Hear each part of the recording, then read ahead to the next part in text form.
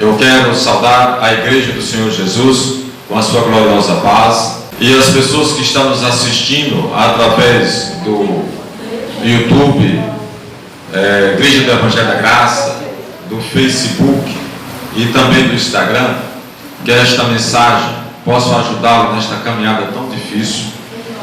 Nossos cultos aqui na Rua São João, no 915, na semana às 7h30 da noite. Quarta-feira, o culto da vitória. Sexta-feira, cura e libertação. E hoje, o culto da Sagrada Família, o culto ao Espírito Santo, onde nós vamos ouvir uma mensagem evangelística. E começa a partir das 19 horas. Amém?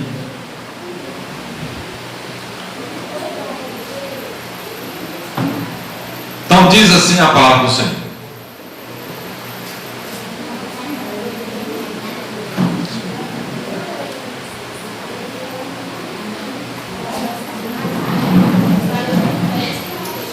Isaías, capítulo 1, versículo 16 ao 18, diz assim: lavai-vos, purificai-vos, tirai a maldade de vossos atos diante dos meus olhos, e cessai de fazer mal. Aprendei a fazer o bem, praticai o que é reto, ajudai o oprimido, fazei justiça ao órfão, tratai da causa das viúvas. Vinde então e aguie-me, diz o Senhor. Ainda que os vossos pecados sejam como a escarlata, eles se tornarão brancos como a neve. Ainda que sejam vermelhos como o carmesim, eles se tornarão como a branca lã. Amém? Coloque a sua mão sobre o seu dedo, vamos orar. Meu Deus e meu Pai, abre a minha mente e o meu coração e planta esta palavra e faça com que ela venha brotar, crescer, frutificar e habitar abundantemente em minha vida. Amém. Podeis sentar. Então o nosso tema de hoje, como confessarmos os nossos pecados. Existe uma forma de fazer isso? Por que o tema? Porque nós estamos vivendo esse momento. Alguns pregadores já dizem que Deus está limpando a terra por causa da Covid. Só no Brasil já chegou a quase 350 mil mortos. O mundo não se fala. Mas eu quero dizer para você, escatologicamente falando, isso é um absurdo, esses pregadores falarem isso. Porque quando Deus começar a limpar a terra, a igreja de Jesus não vai estar aqui. Ela já foi arrebatada. Primeiro vai ter o arrebatamento. Depois do arrebatamento vai ter o quê? A igreja de Jesus passará pelo julgamento. E aí é que vai vir a grande tribulação, no reinado do anticristo, para depois que são os ímpios, e eles serão julgados. Então, escatologicamente falando, a cronologia dos fatos são esses. Se Deus já estivesse limpando a terra, como alguns pregadores dizem isso, então nós já estaríamos na tribulação. Então o resultado, o anticristo já estava reinando, e eu e você não teria subido, não teria sido arrebatado. Já estávamos na tribulação, ainda não estamos. Muito bem. Mas nós estamos vivendo dias terríveis. Porque é natural do ser humano, isso é do ser humano, desde que o ser humano é ser humano, desde a criação do homem, é natural o homem sempre não querer confrontar os seus erros. Ele sempre vai pegar e tentar esconder. Quer fazer um exemplo? Vá numa cadeia e pergunte os presos por que estão ali. Todos eles vão dizer que são inocentes, que estão ali porque ia passando na hora errada, no momento errado, porque alguém fez a cabeça, mas todos que estão ali são inocentes. Nós estamos vendo no Brasil um ex-presidente que foi preso e saiu, e todo mundo sabe que se ele foi preso é porque deve, e ele sai da cadeia com a cara mais limpa do mundo, deslavada como se não fosse nada, e ainda diz que vai ser candidato à presidência. Ainda tem gente que vota. Olha o problema da nossa nação. Em qualquer país sério, esse cidadão nem existia mais, ninguém nem falava dele. E eu estou falando ele, que a igreja sabe o que eu estou falando, mas poderia ser qualquer um outro.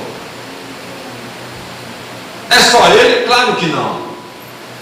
Mas ele por hora tem sido destaque. Como é que se diz? Como é que a gente fala? É o Ali Babá e os seus 40 ladrões. Mas tem muita gente que gosta. Não vê a história do Robin Hood? As pessoas acham que ele é o Robin Hood do Brasil. Robin Hood era o que? Diz que roubava dos ricos para dar para os pobres. Mas esse aí não faz isso não. Ele não deu para os pobres não. Os pobres hoje estão sofrendo por causa dos desmandos que aconteceu no governo do PT. Os pobres hoje estão sofrendo. E aí diz que a culpa é do presidente atual. Não estou aqui querendo defender ninguém. Eu estou querendo dizer que a gente tem que ser racional. Agora, voltando ao texto. Como eu estou dizendo, isso é normal e é natural. As pessoas sempre não querem assumir os seus erros. Ele nunca quer confrontar. Por quê? Porque dói. Por isso a pessoa prefere fugir. Como eu falei hoje de manhã para uma pessoa. As pessoas preferem fugir. Ou então preferem buscar o caminho mais fácil. Isso é sempre o ser humano. O ser humano ele quer sempre o caminho mais fácil. Mas o caminho de Deus nunca foi e nunca será o caminho mais fácil. Estão lembrados disso? Eu já mostrei isso na Bíblia.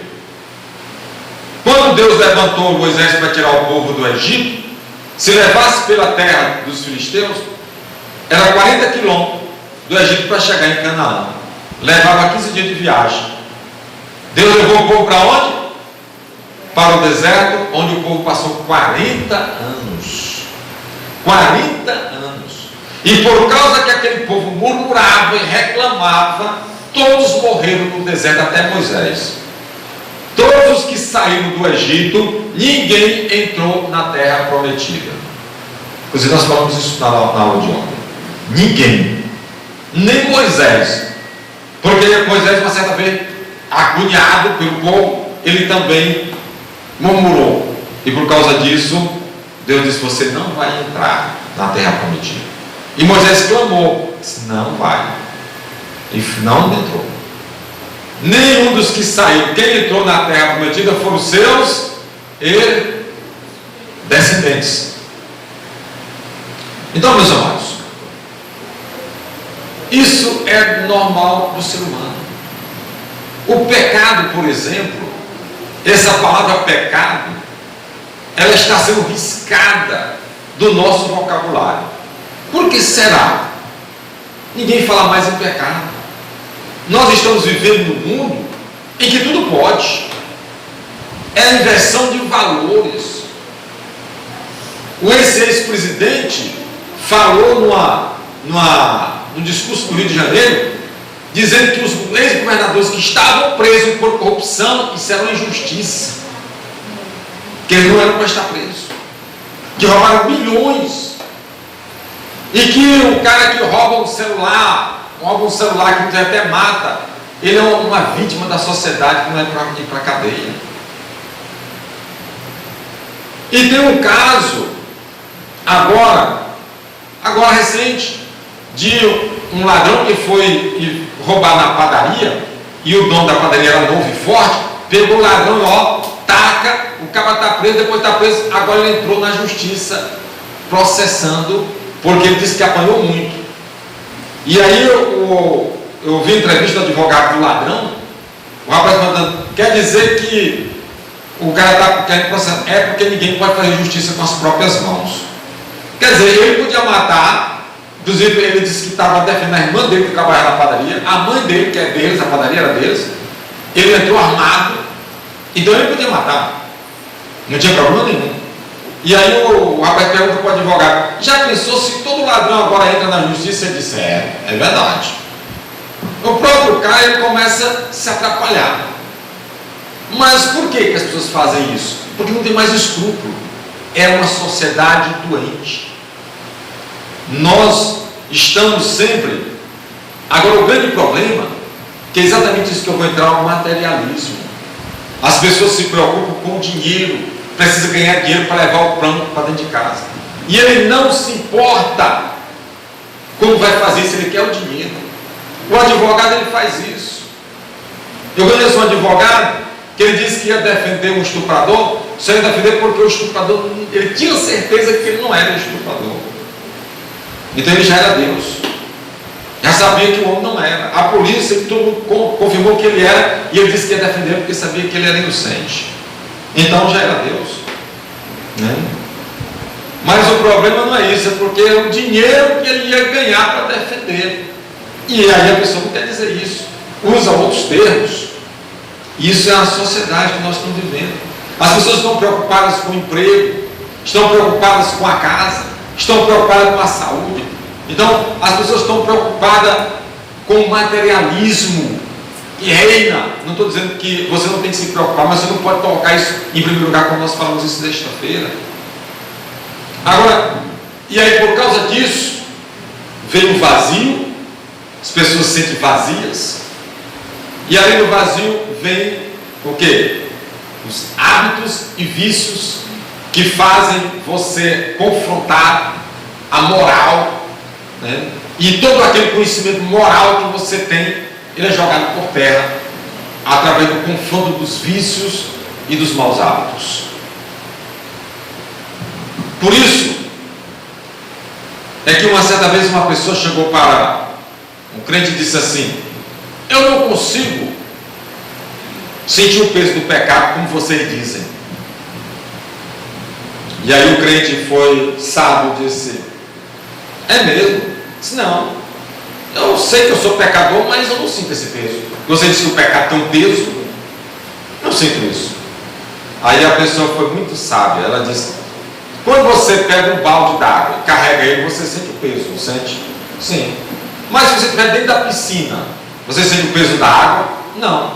Por quê? Porque você está dentro da piscina. Então, se você está dentro do pecado, você não sente o peso do pecado. É a coisa mais normal e natural. Preste atenção nisso. E aí, nós temos aqui na palavra que ela confronta exatamente o contrário. Quando a palavra ela nos diz, a pastora gosta de ler porque minha visão está, né, o negócio está bravo. Quando ele diz: lavai-vos, purificai-vos, a palavra está dizendo lavai-vos. Essa palavra quer dizer o quê? Que a gente tem que se limpar, purificar, que é tem que nos santificar. Continue, por favor. Purificar. Tirai a maldade de vossos Tirai a maldade de vossos corações. Ou seja, tira aquilo que está mal, a raiva, a cólera, a ira, a inveja, né? Joga isso fora, limpa, né? Sim. vossos atos diante dos meus olhos e cessai de fazer mal. Parai de fazer o mal. Parem de fazer o mal. O que mais? Aprendei a fazer o bem. Aprendei a fazer o bem. Praticai o que é reto. Fazer o que é certo. Fazer o que é certo. Nós vivemos numa sociedade que você pergunta para as pessoas: fulano, por que você faz isso? Porque eu gosto. E por que você não faz? Ah, porque eu não gosto. Se você perguntar para as pessoas da sociedade hoje, eles vão responder isso. Enquanto que a resposta certa deveria ser o quê? Porque você faz. Porque é certo. E por que você não faz? Porque é errado. Você tem que fazer o que é certo, quer você goste ou não. Eu não gosto, mas é o certo, então eu tenho que fazer. e eu tenho que parar de fazer o errado, quer eu goste ou não, eu gosto, mas eu não faço porque é errado. Mas pergunte à sociedade de hoje, doente, essa pergunta que eu estou fazendo, que ele vai dizer: por que você faz? Porque eu gosto. E por que você não faz? Porque eu não gosto. Quer dizer, não, ele não está olhando o que é certo ou o que é errado. Ele pouco está se lixando. Mas a palavra de Deus diz: fazer o que é certo. Se é para mim fazer o que é certo, então a palavra está dizendo que eu tenho que deixar de fazer o errado. Mas Ajudar o oprimido. aí entra fazer o bem, ajudar aqueles que precisam, os necessitados. Fazer justiça aos órfãos, aqueles que não têm, estão precisando, que são os, como a gente diz, carentes, pessoas que não têm pai, não têm mãe, que estão jogadas, então ajudar essas pessoas. Tratar da causa das viúvas. As viúvas, principalmente nessa época, que naquela época não tinha a viúva, se ela não tinha filhos, ela estava ferrada, verdade? Porque não existia salário para o governo. E muitas vezes ela não tinha condição de trabalhar. E aí ela vivia de favores dos outros. Porque não existia como hoje, muitas vezes você pode ficar com o salário do seu marido. Só que agora essa nova lei agora mudou, né? Você não é mais vitalício. A esposa só pode ser vitalícia dependendo da idade dela. Se ela for nova, se ela tiver de 20 anos até 30 anos, parece que ela fica com 10 anos só. E aí vai aumentando. Só a partir de 45 anos de idade é que fica vitalício a pensão do marido. Mas se ela for casada e ela tiver menos de 45 anos de idade e o marido morre, ela não vai ficar com a pensão do marido, ela vai ficar só por um tempo. Aí tem lá o tempo, de acordo com a idade dela. É uma mudança que houve, porque antigamente não era assim. Antigamente a pessoa ficava, né, vitalício até o dia que morrer. Por isso tinha muita menina nova que queria casar com o velho. Que aí o velho morria e ela ficava com a aposentadoria. Vamos lá. Vinde então e arguir-me, diz o Senhor. Vinde então e arguir-me, diz o Senhor. Ele diz: vinde. Ainda que os vossos pecados sejam como a escarlata, vermelho como a escarlata, né? Eles se tornaram brancos como a neve. Eles se tornaram brancos como a neve. Ainda que sejam vermelhos como o carnezinho. Ainda que seja vermelho como o carnezinho, vermelho cor de sangue, né? Eles se tornarão como a branca neve. Então veja o que Deus está falando conosco. Veja o que Deus está nos chamando. Olha o que Deus está dizendo na sua palavra.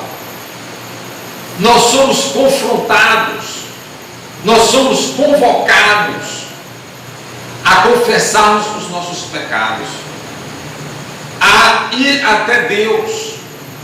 E Ele diz, Ele tem uma promessa: não importa o tamanho do teu pecado, não importa o que você fez, para Deus o que vai importar é a humildade que você tem para ir a Ele e abrir o jogo, falar com Ele. E aí Ele vem sobre a tua vida e Ele vai transformar a tua vida. O apóstolo Paulo, na sua visita missionária, ele foi à cidade de Éfeso, naquela época muito nova, 25 anos, construída pelo imperador. Hoje essa cidade foi encontrada, está lá as ruínas da cidade. Mas na época que Paulo visitou a Éfeso, na sua terceira viagem missionária, era uma cidade esplendorosa. A cidade de Éfeso, ela tinha 1 quilômetro de rua, toda calçada em mármore italiano. 1 quilômetro. O calçamento era mármore, melhor do que o asfalto que nós temos hoje. As lojas daquela rua eram suntuosas. À noite havia iluminação, que era algo naquele tempo que não existia. Mas lá em Éfeso, as ruas, essa rua tinha iluminação. Existia um teatro que comportava 24 mil pessoas. E o palco era giratório. Olha a suntuosidade e a arquitetura dessa cidade. O templo, a deusa Diana, ele era 4 vezes maior do que o templo à deusa Atenas. Então eram templos enormes, estruturas arquitetônicas de invejar. É tanto que Éfeso foi considerado uma das 7 maravilhas do antigo mundo. E aí as ruínas dessa cidade hoje mostram que essa cidade, com todo o esplendor, com toda a grandeza, com toda a sua arquitetura, mas existia naquela sociedade uma decadência moral. Nesta rua ficavam as mulheres que se vendiam. E hoje nas ruínas as pessoas identificavam as casas onde elas ficavam. E elas vendiam o seu corpo, né? Então havia uma decadência moral. E aí nós observamos, Paulo chega naquela cidade e ele é usado pelo Espírito Santo. E ele começa a falar de Jesus e as pessoas se arrependem e correm aos pés de Paulo e leva aqueles que tinham bruxaria, leva os livros de bruxaria, toca fogo. Vamos ver isso? Aqui Atos dos Apóstolos, Atos capítulo 19, leia aqui, pastor. Atos, a partir de 18 e o 19. Leia aqui, por favor.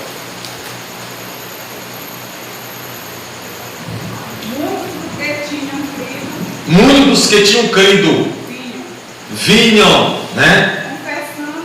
E eles vinham fazer o quê? Confessar os seus pecados, né? Também muitos que seguiam artes mágicas. Aqueles que eram macumbeiros trouxeram os livros de magia, de macumba, e faziam o quê? E queimavam em praça pública.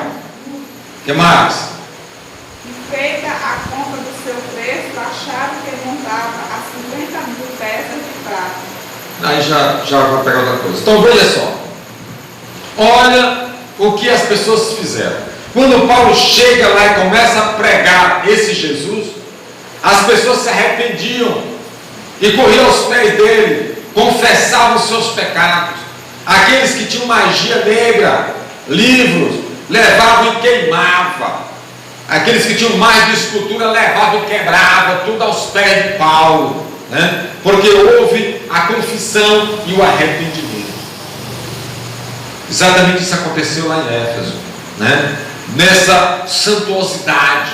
Mas quando a palavra chegou, quando a palavra de Deus chegou, aquelas pessoas foram queimadas pelo fogo do Espírito Santo, e elas disseram: não queremos mais isso para nossas vidas. E elas correram até os pés dos discípulos de Jesus. E aí elas estavam limpando. Porque muitas vezes, gente, a pessoa aceita Cristo, confessa, mas ela não quer se libertar. Depois ela continua com a vidinha sempre, fazendo a mesma coisa errada, as mesmas amizadezinhas. E aí vai começar: não, mas ela não sabe dizer. Ela aceita Cristo, o colega chega: vamos ali, vamos. Ela diz: não, agora eu não posso ir mais, porque eu aceitei Jesus na minha vida.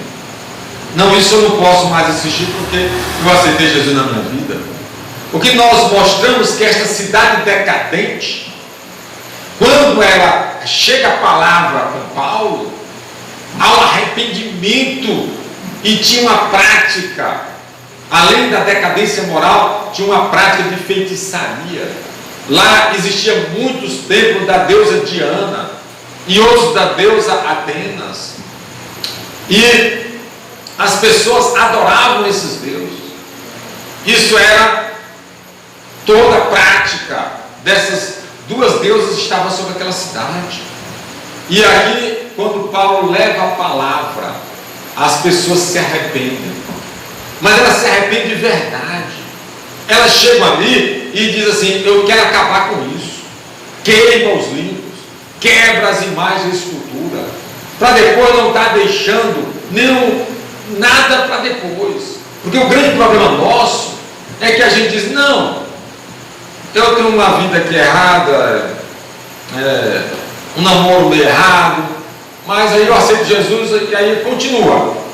Então não houve uma transformação. Você não foi capaz de chegar e falar: opa, parou, agora eu sou crente, isso eu não permito mais. Se quiser namorar comigo, daqui para frente é desse jeito. Se não quiser, pega o pé. Aí tem outro, mas agora eu sou mulher de Deus. E aí a gente prepara porque Deus vai mandar o homem de Deus. E a melhor coisa é ser casado com o homem de Deus. É não? Pastor? É ou não é? É? Eu achei que foi fraco, mas já não, você não é fraco não. É ou não é? Não, se não for, você pode falar. Não, eu achei o negócio meio fraco assim, né? A mesma coisa eu posso dizer. A mesma coisa é quando o homem é casado com a mulher de Deus, né? A coisa é diferente. Há problemas? Ah, sim. Mas a gente contorna de forma diferente. Totalmente diferente. Porque a gente se torna mais compreensivo. Então nós precisamos entender exatamente isso. Deus, Ele está dizendo, se você olhar no Salmo 103, ele diz assim, 103, né?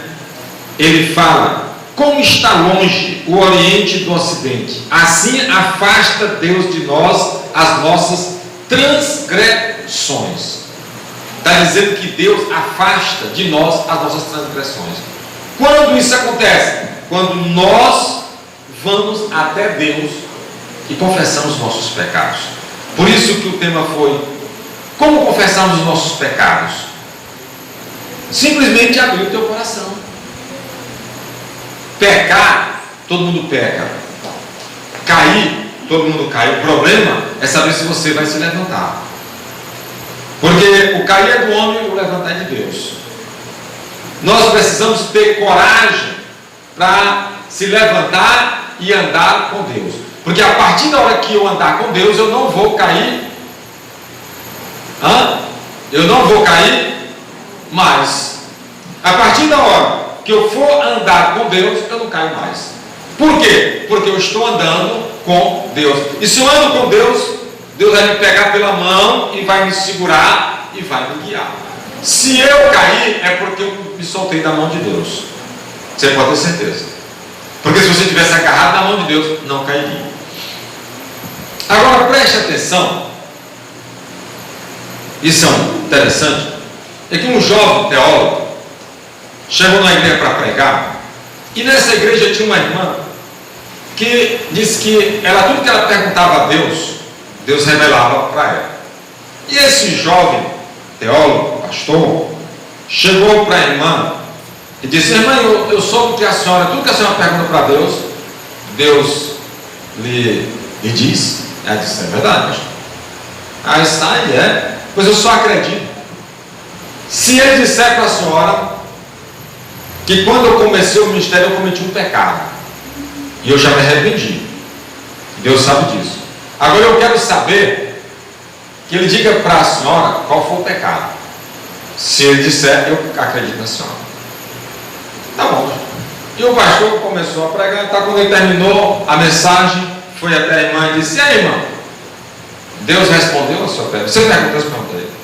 E Deus respondeu. Ela disse: olha, ele disse que desde o início que você falou, ele está tentando lembrar qual foi o teu pecado, mas ele não consegue. Diga glória a Deus. Glória a Deus. Jeremias 31, né? Diz que Deus pega os nossos pecados e joga no mar do esquecimento, e deles nunca mais se lembrará, né? Não é porque Deus tem Alzheimer, nem porque ele é esquecido, é porque ele quer esquecer. É uma lei, ele determinou e ele cumpre, né? Porque Deus, ele cumpre todas as suas leis. Então ele não se lembrava. Por quê? Porque é bíblico, está na palavra. Se ela tivesse dito o contrário, ela estaria errada. Se Deus disse isso, e aí? Então Deus lembrou do pecado dele? Então a palavra de Deus está errada. Olha só o problema. Se Deus tivesse lembrado para ela o pecado, então a palavra de Deus estava errada. Então Deus lembra dos nossos pecados. E a Bíblia diz: se a gente se arrepende, e deixa o pecado, Deus não se lembrará mais. Então, diante disso, meus amados, nós podemos perguntar: como então é que nós devemos confessar os nossos pecados? Como fazer? Então a Bíblia é bem clara. Vamos João, 1 João 1,9, por favor. 1 João, capítulo 1, versículo 9. Vamos ouvir bem o que João diz. Preste atenção nisso aqui. 1 João 1,9. Olha o que João nos diz na sua palavra. Olha o que ele revela. Eu acho isso magnífico. Se confessarmos os nossos pecados, Ele é fiel e justo para nos perdoar os pecados. Tem algum pecado que Deus não perdoe? Não. Tem?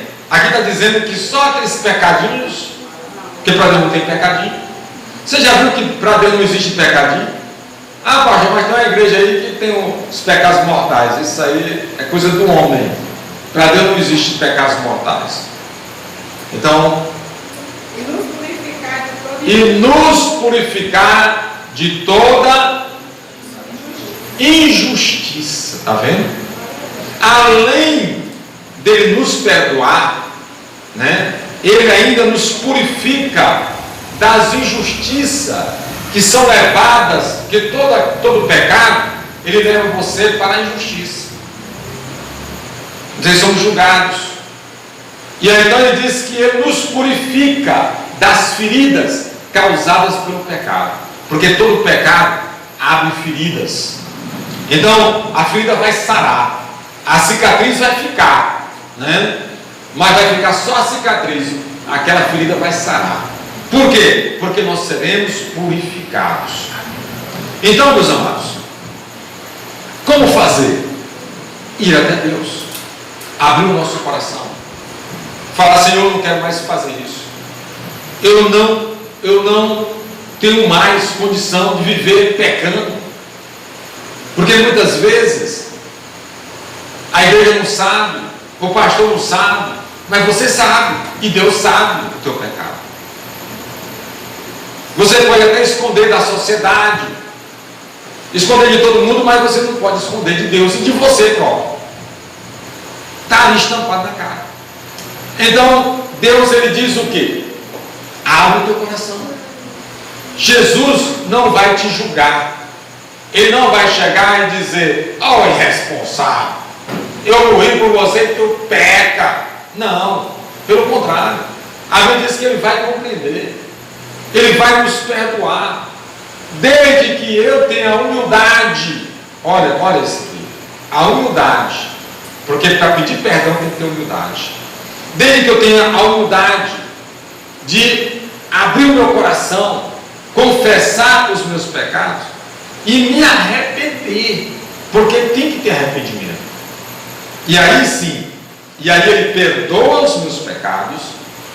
E além de perdoar os pecados, ele nos purifica de toda injustiça. Quer dizer, toda aquela amargura, toda ansiedade provocada pelo erro, que todo erro leva à amargura, leva ao desespero, leva muitas vezes, quando você está cometendo algum tipo de erro, você fica ansioso, fica preocupado. Muitas vezes o teu próprio eu, ele começa a cobrar de você por aquele erro, por aquele pecado. E aí você começa, é como se fosse, você estivesse dentro de uma prensa, sendo prensado, né? E aí diz que além de Deus nos perdoar, ele nos purifica, ele sara. Se ele purifica, então você vai estar bem. Por isso que a palavra de Deus diz que aquele que não confessa, lá em Provérbios fala, que aquele que não confessa, aquele que encobre os seus pecados, nunca prosperará. Nunca. Não é no ano que vem, nem daqui a 10 anos. Nunca. Tem gente que vive na miséria, exatamente porque o pecado está ali encoberto. Ele não abre o jogo, ele não chega, mas não abre o coração. Ele não chega, Senhor, está aqui, né? Eu pequei, mas eu não vou pecar mais. Acabou. Isso agora acabou na minha vida. E aí você tem que realmente agir. Quando o pecado bater na sua porta, você diz, opa, acabou. Foi-se. Essa pessoa não existe mais. Essa pessoa agora anda com Deus. Diga glória a Deus. Jesus, ele diz, lá em Mateus, capítulo 11, versículo 28, ele diz, vinde a mim, todos que estão cansados e oprimidos, e eu vos aliviarei. Olha isso, gente. Alívio. Ele diz, porque o meu fardo é leve. Está vendo? O fardo dele é leve.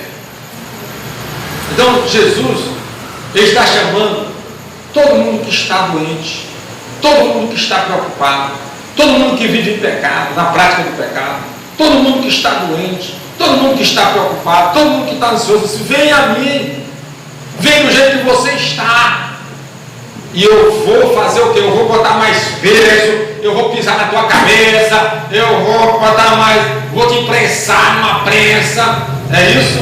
Não, diz que você vai ser aliviado. Então por que você está vivendo nesta prensa? Por que você vive perturbado? Por que você vive transtornado? Por que essa dor?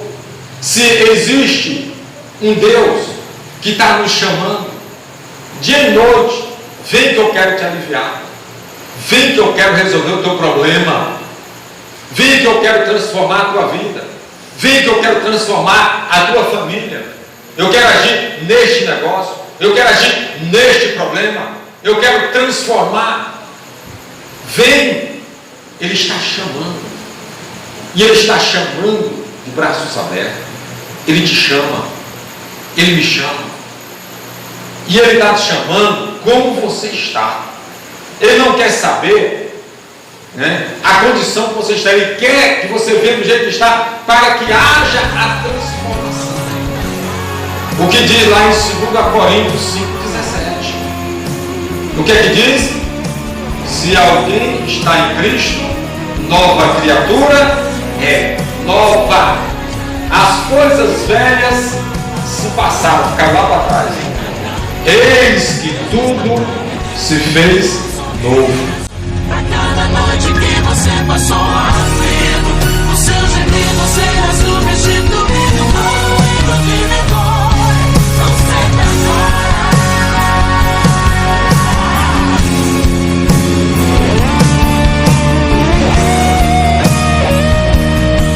Mas que onde você não esteja, entendendo. O segredo é confiar.